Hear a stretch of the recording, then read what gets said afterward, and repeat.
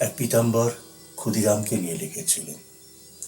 ক্ষুদিরাম অভিমান করে বলেছিলেন জন্ম নেব মাসির ঘরে, কিন্তু নভেল বারবার বলবে এই মায়ের ঘরেই আমি জন্ম নেব।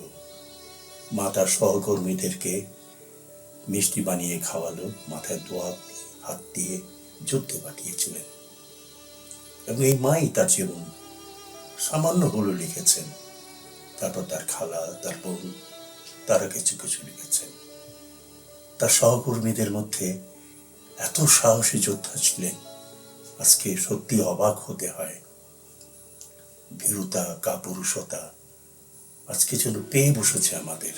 সেইখানে নভেল উজ্জ্বল দৃষ্টান্ত। 18 বছরের ছেলে, রাজেন্দ্র কলেজে পড়ে, সায়েন্সের ছেলে, যেমন মেধাবী ছাত্র তেমনি স্বাস্থ্যবান, তেমনি বুদ্ধিমান, এবং একটা বক্তৃতা মানুষকে কতখানি উজ্জীবিত করতে পারে, প্রণোদনা দিতে পারে। এই নভেল হচ্ছে তার একটা উজ্জ্বল দৃষ্টান্ত। 7ই মার্চের ভাষণ, তার প্রতিটি অক্ষর, বঙ্গবন্ধুর প্রতিটি অক্ষর তার বুকের মধ্যে ছিল, ভাবা যায়। এবং যখন আক্রান্ত হচ্ছে, তাকে বলা হলো যে পিছু হটা যাবে না। তিনি নিজে সবাইকে বললেন যে তোমরা যে যা পারো সরে যাও, কিন্তু তিনি আহত মুক্তিযোদ্ধাকে কাঁধে নিয়ে তাকে নিরাপদে একটা যোদ্ধার প্রকৃত চরিত্রটা বজায় রেখে তাকে বাঁচানোর জন্য নভেল চলে গেলেন, আর ফিরলেন না।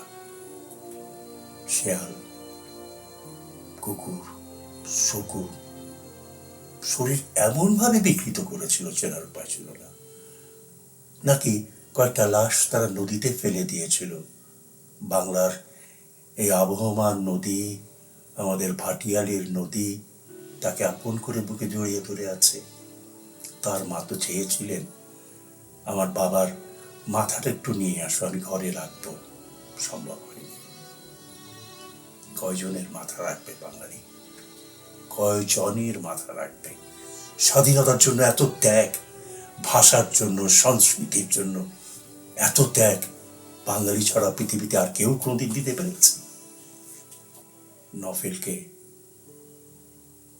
আমরা ভুলে যাব। নভেল মারা গেছে, কিন্তু নভেল অমর, মৃত্যুহীন প্রাণ।